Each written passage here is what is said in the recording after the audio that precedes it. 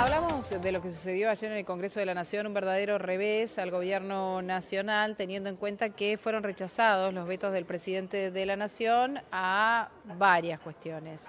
Por un lado, los vetos a la emergencia en discapacidad, el veto a la emergencia en Bahía Blanca, se rechazó también el decreto del presidente de la descentralización de algunos organismos y desaparición de algún modo de lo que es el INTI, entre otros. Vamos a hablar con Cintia Castro, es abogada. Bueno, a ver, finalmente se dio marcha atrás con el tema de el veto a la ley de emergencia en discapacidad. Una ley que obliga al Estado a erogar una partida determinada para tratar justamente lo que considera es una emergencia en este tema. Cintia, ¿cómo lo ves? Gracias por atendernos. ¿Qué tal? Buenas tardes. ¿Cómo te va? Bueno, en principio, bien, corrí hoy para estar. Está muy bien. Contame un poquito, Eh, que esto todavía no se puso en marcha. ¿Cuánto tiempo tiene que pasar específicamente desde que se necesitan los 2/3 o que no se trate el veto directamente en el día de ayer, como se rechazó? Para respaldar un veto hace falta el apoyo de una sola cámara, para rechazarlo de las dos, ¿cómo es? Mira, ahora lo que sucede es que va a seguir el tratamiento, pero el presidente dice que va a judicializar la acción del Congreso del día de ayer.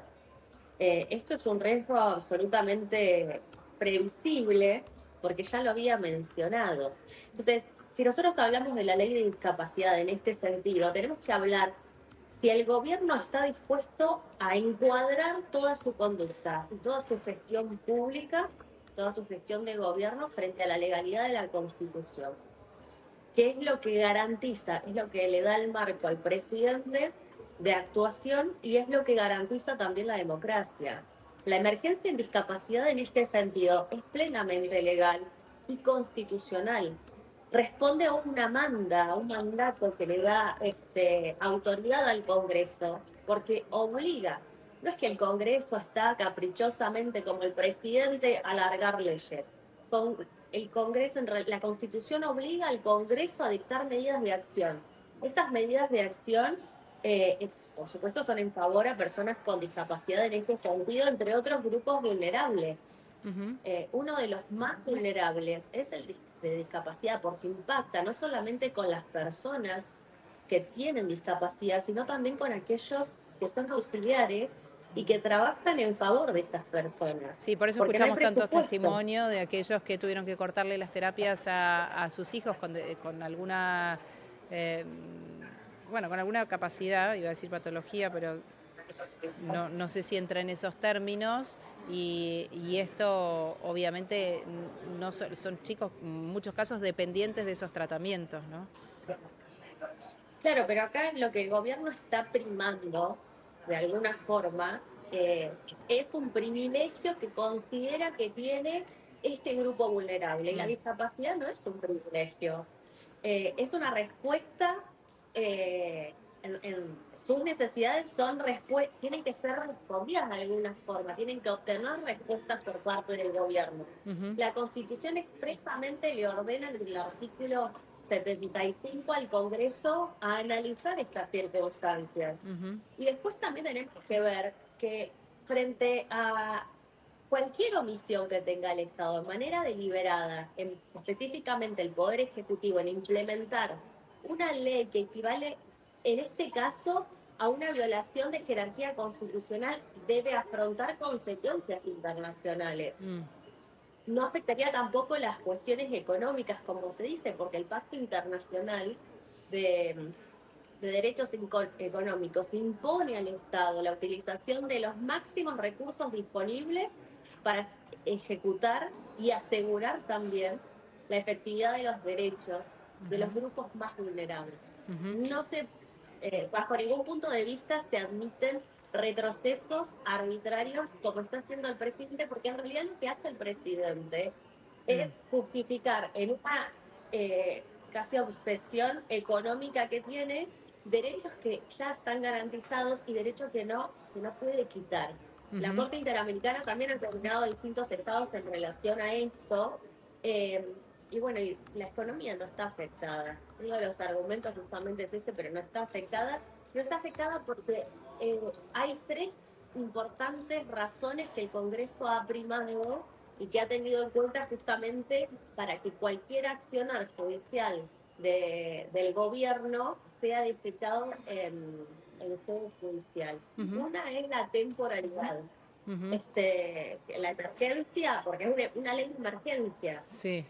Las leyes de emergencia deben tener una fecha de caducidad. La emergencia es hasta el 2027. Entonces no va a crear una estructura permanente y tampoco una carga fiscal eterna, como otros sectores, por ejemplo. La Es carga fiscal absolutamente venía a razonable. representar cuánto dinero o cuánto del PBI, supuestamente, si esto va en contra de las cuentas del equilibrio fiscal. Es entre el 0,25 y el 0,40-0,45% del Producto Bruto Interno. Ujú. Y esto, Bueno, no sé, digo, para verlos en términos reales, es mucho. Obviamente la pulseada en relación al tema del aumento jubilatorio era mucho mayor que esto que viene a ser un 0,25, digo, porque se ha escuchado mucho durante estas horas decir que en verdad no afectaba el equilibrio fiscal, no tenía que ver con las cuentas, o sea, no era un problema para el gobierno y el gobierno casi hasta por una cuestión ideológica se metió con esto.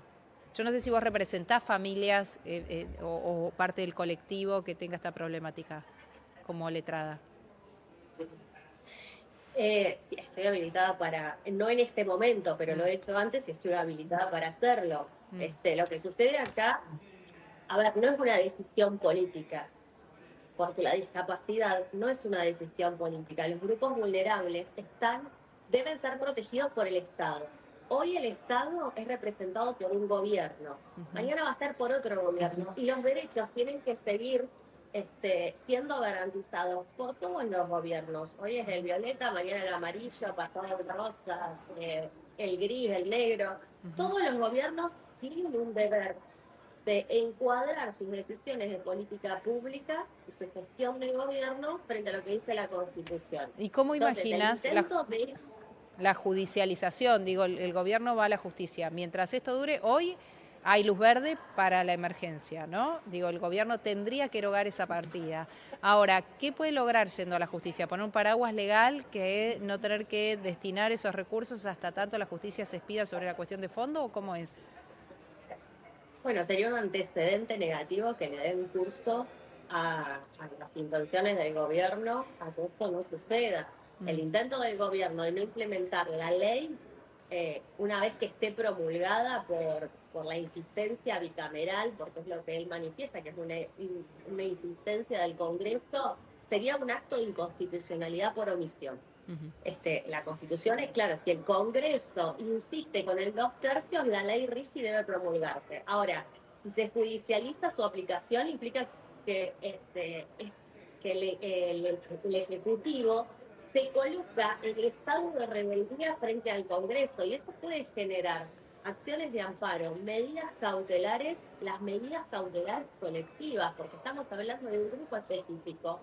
En lo ancho y largo del país. Mm. Entonces, esto generaría también un accionar de estos grupos vulnerables a nivel internacional y pueden existir eventuales condenas al Estado. Y siempre el Estado, a ver, lo termina pagando y somos todos, Ujú. no es el gobierno. Bien. Cintia Castro, abogada especialista en derechos humanos, gracias por este contacto. A usted, muchas Hasta gracias. luego, que tengas buen día.